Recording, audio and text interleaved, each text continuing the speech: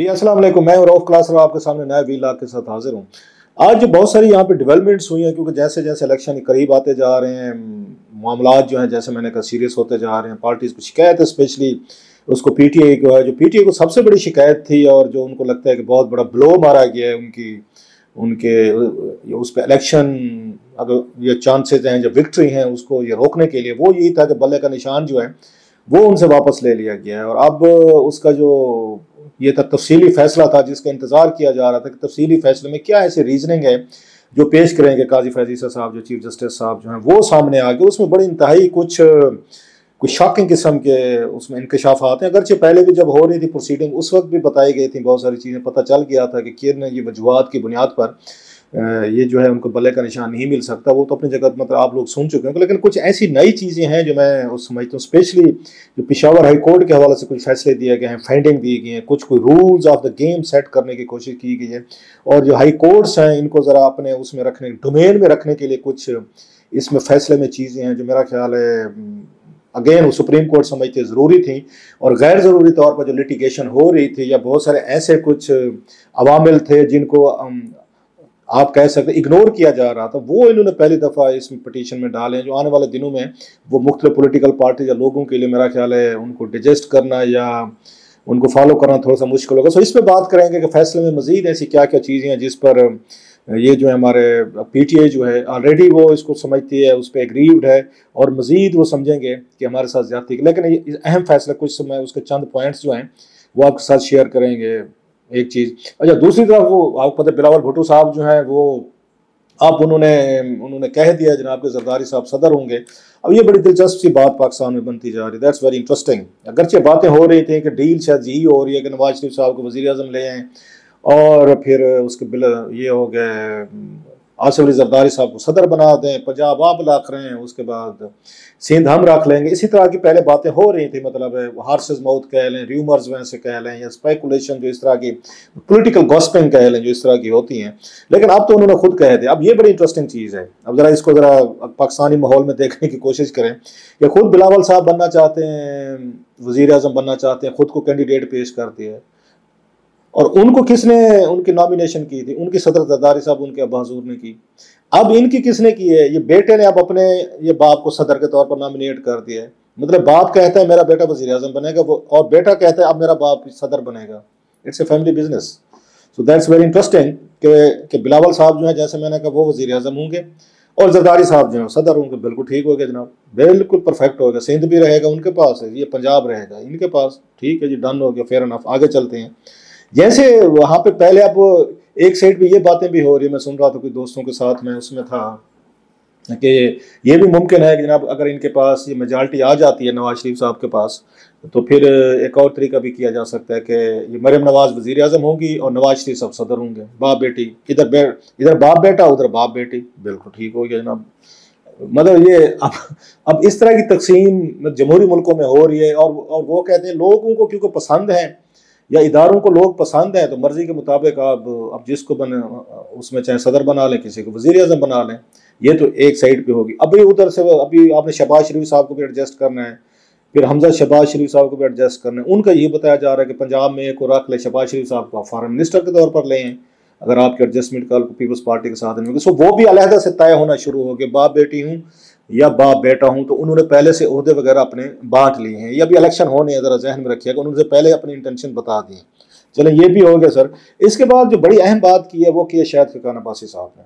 वो शाहिद खकान अब्बासी साहब कह रहे हैं कि ये जो जनाब जिस तरह के इलेक्शन कराए जा रहे हैं और जिस तरह की जमहूरियत आ रही है, जिस तरह की पार्लियामेंट आ रही है, इससे मुल्क आगे नहीं बढ़ सकता। आप इदारों को जोड़ तोड़ के लिए अपने पॉलिटिकल बेनिफिट्स के लिए यूज़ कर रहे हैं और आने वाले दिन जो हैं वो बड़े मुश्किल होंगे। और इस माहौल में जो अहम बात उन्होंने डाले भेजे जाएंगे तो फिर इलेक्शन का प्रोसेस सारा ये मुतनाज़ा होगा। वैसे पूछना ये था कि अभी कुछ बच गया है इलेक्शन के मुतनाज़ा होने में कि अब्बासी साहब कह रहे हैं जनाब कि अब की दफ़ा वीगो डाले भेजे गए तो उसको बहुत बड़ा उसमें मसले हो जाएंगे, प्रॉब्लम हो जाए। ऑलरेडी मेरा नहीं ख्याल कि लोगों का ट्रस्ट लेवल जो है, ये इलेक्शन माजी में भी हम देखते रहे कंट्रोवर्शियल रहे हैं बहुत सारे, फेयर एनफ।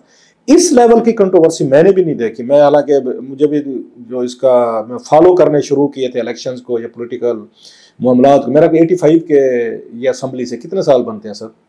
वो 40 साल, 1 साल ऑलमोस्ट बनते हैं। सो 40 साल में जितना मैंने फॉलो करना शुरू किया, मैं उसकी बात कर रहा हूँ। मैंने इस तरह की कंट्रोवर्सीज इतनी स्ट्रांग अगर नहीं देखी। हाँ, ये थी एक जनाब मुशर्रफ साहब का 2002 वाला जो मतलब ये इलेक्शन थे, उस वक्त भी इसी तरह की हमें नजर आती थी। जब क्यू लीग बनाई गई थी उस वक्त भी यहाँ पे आपकी एजेंसीज, इदारे दीगर जो हैं वो बड़ी मार तोड़ कर रहे थे। नवाज शरीफ साहब की पार्टी को तोड़ा गया, उनके लोग तोड़ गए, खुद वो जद्दा में चले गए, बेनजीर भुट्टो साहब एक्साइल में थी, या जनाब मुशर्रफ साहब और उनके इदारे जो हैं वो मर्जी से सब कुछ करा रहे हैं। लेकिन इसके बावजूद भी वो सिंपल मेजॉरिटी नहीं दिला सके थे। आपको पीपल्स पार्टी तो नहीं पड़ गई थी।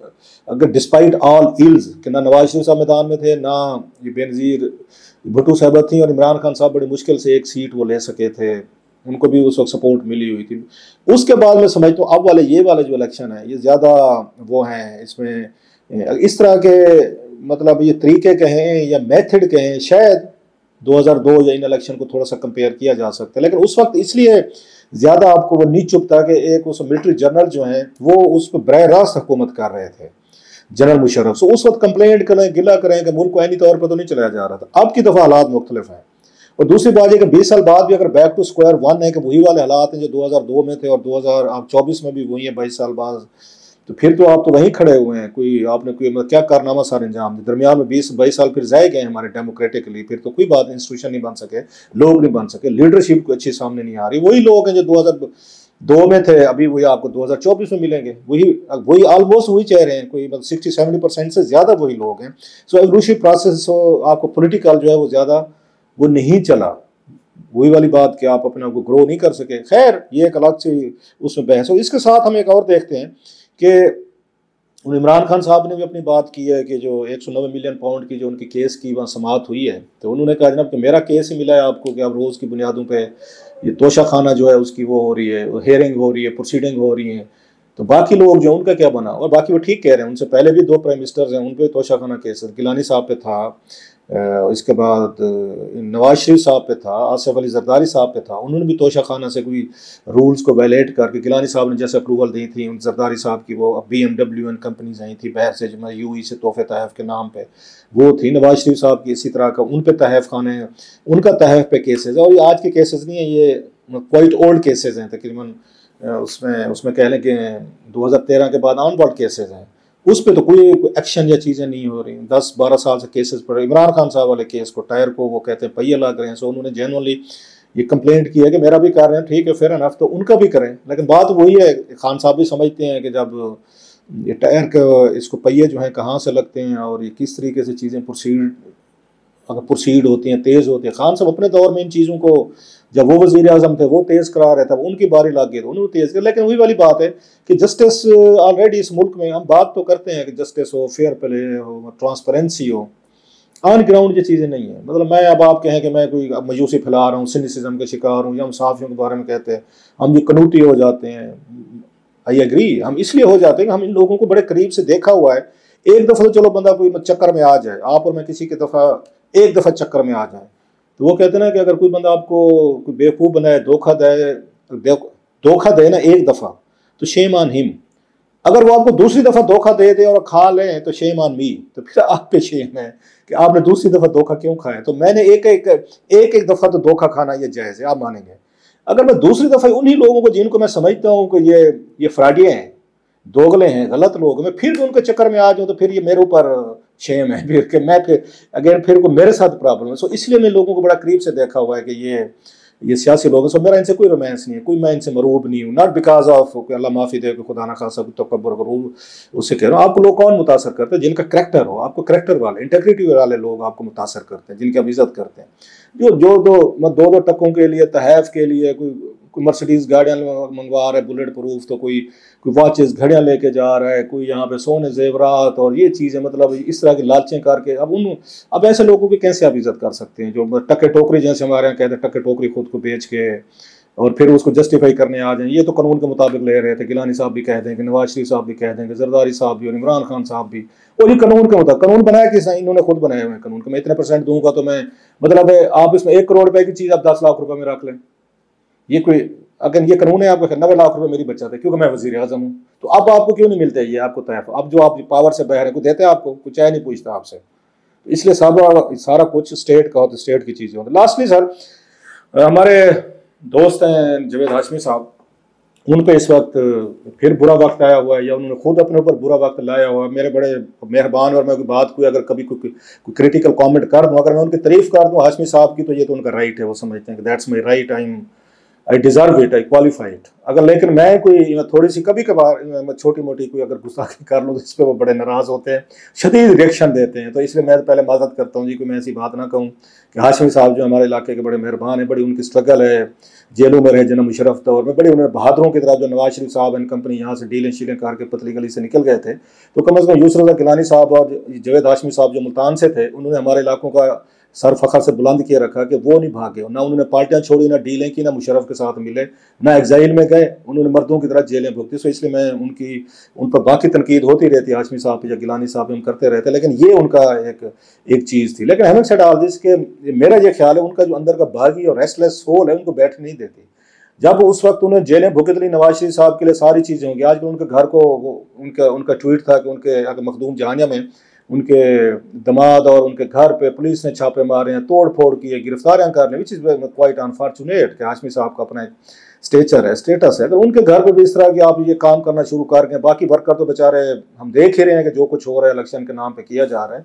खैर, हाशमी साहब को अपना ये देखें कि उस वक्त जब नवाज शरीफ साहब के लिए इतनी जेलें भुगत ली उन्होंने यहाँ पे बैठ के, अपनी जवानी या मतलब अपनी बाद के दिन जो थे उनके लेटर एज के, वो जेल में गुजार दिए उन्होंने, बच्चों से दूर, ग्रैंड चिल्ड्रन से दूर।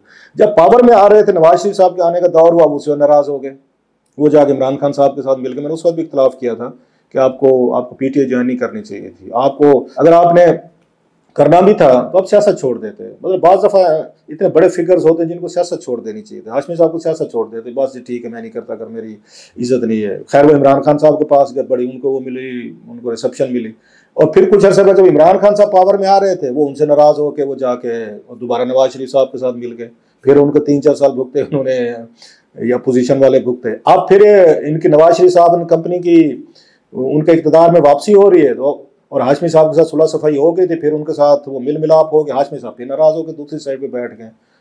मैं क्या कह सकता हूँ, फिर मैंने कहा मेरे बुजुर्ग हैं, मेरे बड़े हैं, मैं इस पर कॉमेंट नहीं कर सकता कि या तो पॉलिटिक्स में ना आए तो फिर आप इस तरह की पावर पॉलिटिक्स के साथ खड़े हों। चलो आपके अंदर एक बागी है, मान लिया कि जो आपको ये गलत कंप्रोमाइज़ करने पर मजबूर नहीं कर सकता, तो फिर उस वक्त इमरान खान साहब की पॉलिटिक्स में गए, आपको उनका लगा कि नहीं ये तो गलत पॉलिटिक्स कर रहे हैं, तो एस्टैब्लिशमेंट फौजियों के साथ मिलकर सारे गेम खेल, आपने छोड़ दी। अब फिर दोबारा इमरान खान साहब के साथ मिल गए, नवाज शरीफ साहब को छोड़ा आपने कहा नहीं ये गलत पॉलिटिक्स कर रहे हैं, ये 2 नंबर तरीके से पावर में आ रहे। अब फिर उनके साथ वापस जाकर मिल गए कि नहीं जनाब कि मैं दोबारा अपने घर वापस आ गया। अब उनको छोड़ कर फिर खान साहब के पास चले गए।